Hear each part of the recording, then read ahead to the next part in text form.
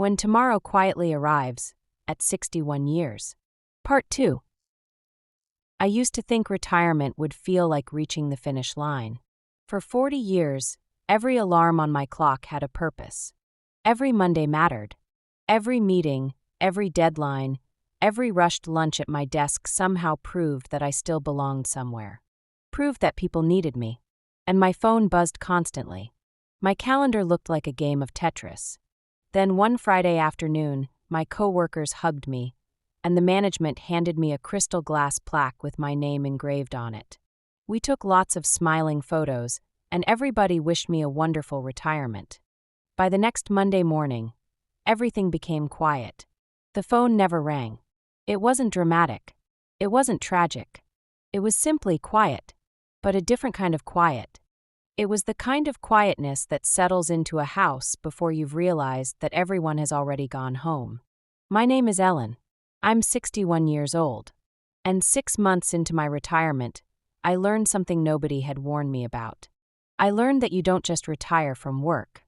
Sometimes, you accidentally retire from the version of yourself that you've known your entire adult life. When I first moved into Maple Grove Estates for seniors, I felt like I'd won some secret prize. The community had beautiful walking trails, perfectly trimmed lawns, neighbors who waved. There were no children screaming outside, no loud noises or parties, no traffic, no pressure. Everything was exactly as I'd imagined while sitting in my corporate office counting the years until retirement. For the first month of my retirement, it felt like vacation. I'd wake naturally around 7. Make coffee, sit on my back patio, and read novels I had been saving for years. I organized every closet, alphabetized my spice rack, learned how to bake sourdough, and started watercolor painting. I joined yoga on Tuesdays and book club on Thursdays. I had walking group on Saturday mornings. I smiled constantly. When my daughter Maddie called from Lisbon, I'd tell her, "I'm finally relaxing." And she always sounded relieved, saying, "I'm happy for you, Mom." And so was I. At least I thought I was happy. Then the strange feeling started. It was not because anything happened, because truly nothing happened. That day, I had finished breakfast by 8. I finished reading the newspaper by 9, then watered my flowers, and folded my laundry. I returned a library book, and by 11:15, I realized that I kept looking at the clock, as if I was waiting for something to happen, or for someone to come. But nothing happened, no one came to visit me, and that feeling of expectancy remained. And that frightened me more than I expected. For decades, my days had belonged to everyone else. Now, my days belonged entirely to me, and I wasn't sure what to do with all the hours of freedom I now have. Freedom sounds wonderful when you are working, but it is different when you're living inside it every day. Because there's too much empty time that doesn't always feel peaceful. And sometimes there are not enough activities to fill the time. One afternoon a few weeks after my retirement, I drove back toward my old office. I told myself I was simply shopping nearby. But somehow, I found my car parked in the familiar parking lot. The building looked exactly the same. People hurried through the revolving doors carrying laptops and coffee cups. Young managers walked while talking into Bluetooth headsets. A woman laughed with coworkers outside the entrance. And for a moment, I forgot I wasn't one of them anymore. I almost reached for my employee badge. Then I remembered that my badge had been turned in months ago. So I just sat in the car for nearly 20 minutes, watching strangers live the life I had left behind. I did not want my job back, but I wanted to still matter to people at that location. It's embarrassing to admit that, especially after spending years dreaming about my retirement, what I will do, and how happy I will be. But dreams and reality aren't always close friends. That evening I called my younger sister, Linda. She laughed before I even finished explaining what was happening with me. "Oh, you're grieving," she said. I replied, "No, I'm not grieving." "Yes, you are," she insisted. "I'm retired, not grieving," I replied. "You're grieving subconsciously because you have lost your identity," she replied.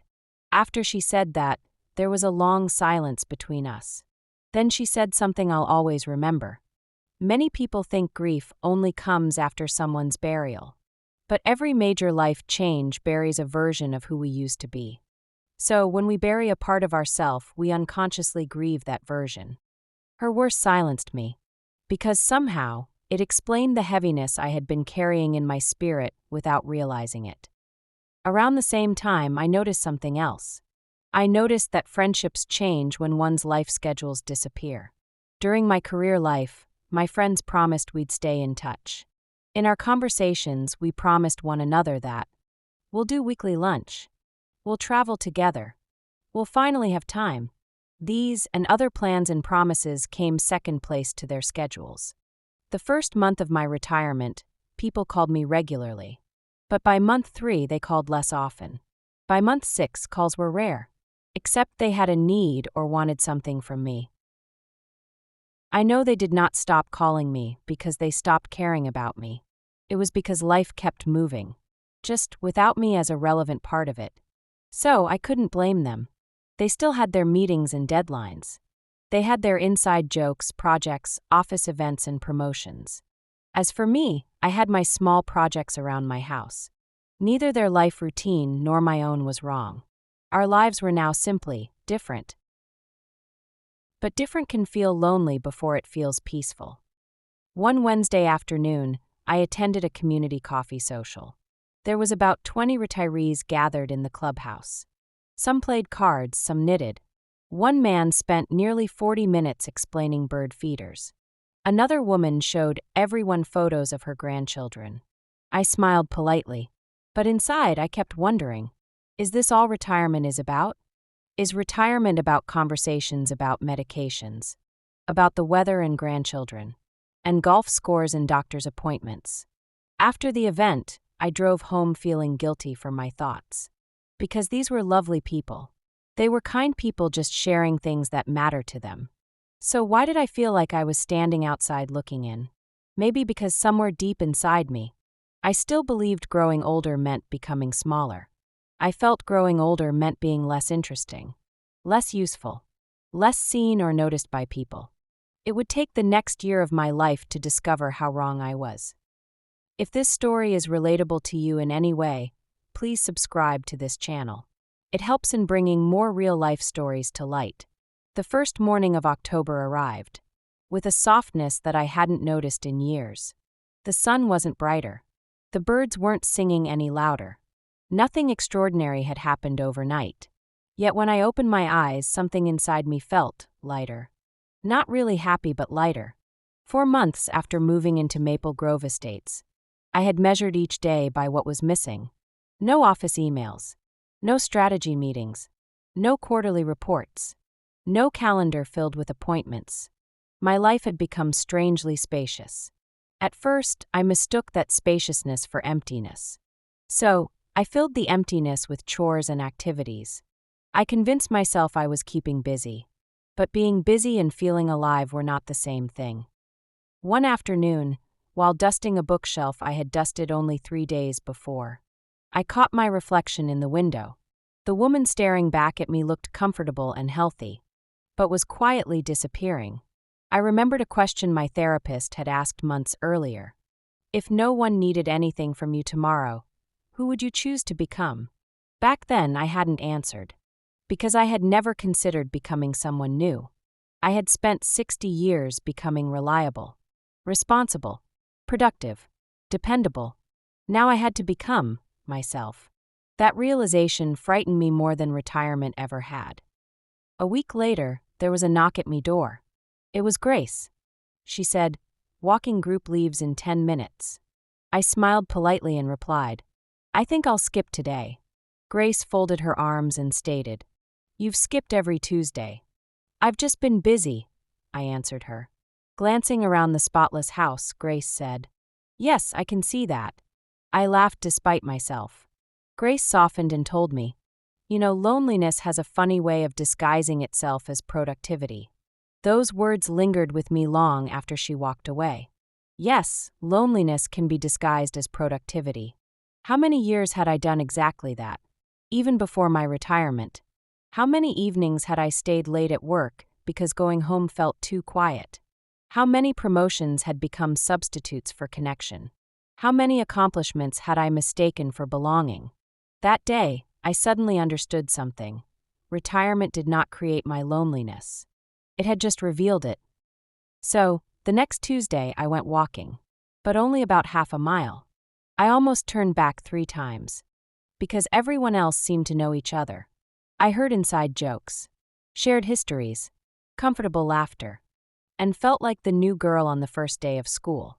Then someone slowed their pace to match mine. It was a woman named Linda. She was 72, a former elementary school librarian.